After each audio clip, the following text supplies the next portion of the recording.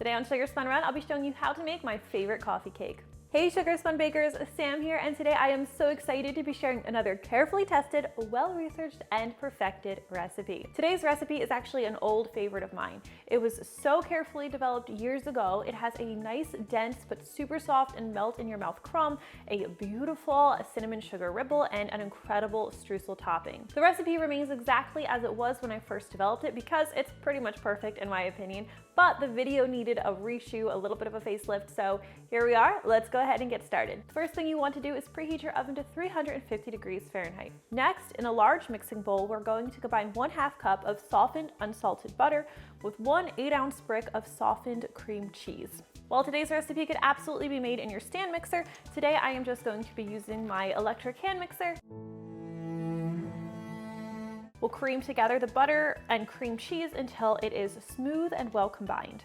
Next, we're going to add our sugars. You'll need 1 cup of firmly packed light brown sugar and a 1/2 cup of granulated sugar. And we'll stir these into the mixture really well on medium-high speed until everything is creamy and completely combined. All right, this is looking pretty good. So next we're going to add our eggs. You'll need 2 eggs for this recipe, and we're just going to add them one at a time into the batter, stirring until each is combined. And then we will also stir in 1½ teaspoons of vanilla extract. All right, now let's set this aside, and you're going to need a separate mixing bowl for your dry ingredients. Here we're going to combine 2½ cups of all-purpose flour, 2 teaspoons of baking powder, 1 teaspoon of cornstarch, and a 1/2 teaspoon of salt. Now whisk everything together until it's nicely combined. Before we go any further, you're also going to want to measure yourself out 1/2 cup of buttermilk. All right, now we are going to alternate adding this flour mixture and the buttermilk to our butter and cream cheese mixture. I like to add the flour mixture in 3 parts, about 3 parts. So I'm just gonna add about 1/3 of it into the batter, and I'm going to stir this in, and then I'll add about 1/2 of my buttermilk. And I'll stir this in until it is mostly combined, and then I'll repeat, adding about 1/2 of my remaining flour mixture, the rest of my buttermilk, and finally the rest of my flour. Now this method of alternating the flour and the buttermilk just helps ensure that the ingredients are really well combined and that we have a nice, cohesive, and uniform batter. It's just going to result in the best possible crumb for this coffee cake. All right, so this is looking pretty good right here. So I'm going to set this aside, and now I'm going to prepare my cinnamon sugar mixture for the center. This is super easy to prepare. We're just going to whisk together 1/4 cup of granulated sugar and 1½ teaspoons of ground cinnamon until they're well combined. Now grab yourself a baking dish, and we're going to be using a 13×9 baking dish for today's recipe. And I'm just going to lightly grease this with a little bit of baking spray. I like to grease the bottoms and the sides.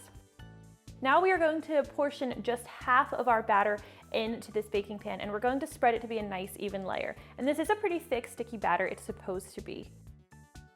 All right, now take your cinnamon sugar mixture, and we're just going to sprinkle this evenly over that layer of batter. And then we're going to top this with our remaining 1/2 of the coffee cake batter. Now, this part can kind of be a pain because of that cinnamon sugar layer. The batter just kind of doesn't really want to stick. That's fine. Just use the back of a spoon or use your spatula to gently smooth it as well as you can. If some of that cinnamon sugar ends up getting turned up or mixed into that top layer, it's really not a big deal. It's just going to make you have a slightly more interesting swirl once your coffee cake is finished baking. It's a little bit more work to do this, but I love having that ripple in the center, and it really adds to the overall flavor of the coffee cake.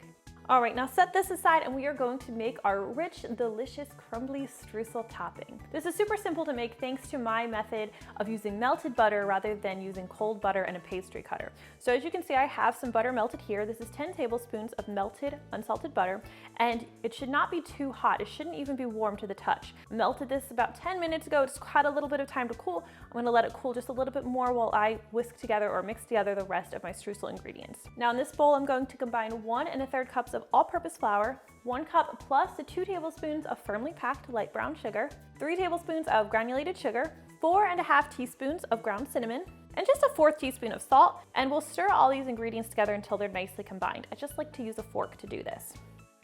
All right, now we're going to combine our melted but cooled butter with our dry ingredients or our flour and sugar mixture. And I just like to use a fork to kind of toss these ingredients together and kind of claw them together until they're nicely combined.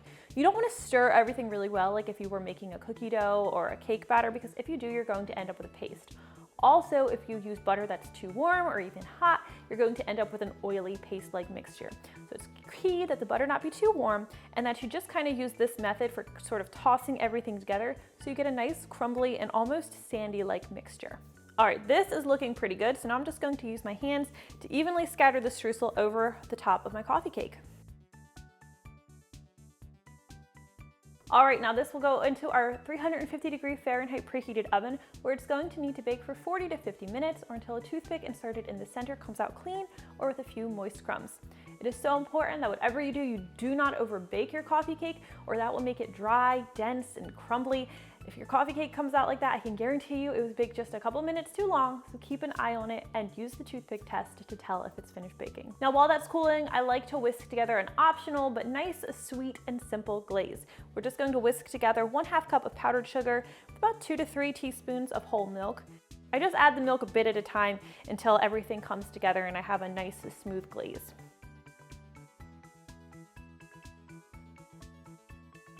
Let me show you what this looks like exactly. If I pull the whisk out of it, the ribbon drizzles off of it nicely and holds its shape for a couple seconds before it dissolves back into the rest of the glaze in the bowl. I'm just gonna use a spoon now to just drizzle this over my coffee cake.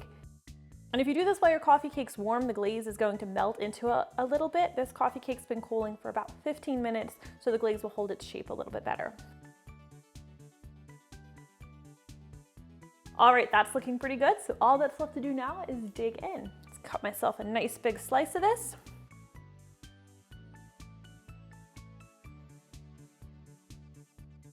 And you can see that nice cinnamon sugar ripple in the middle.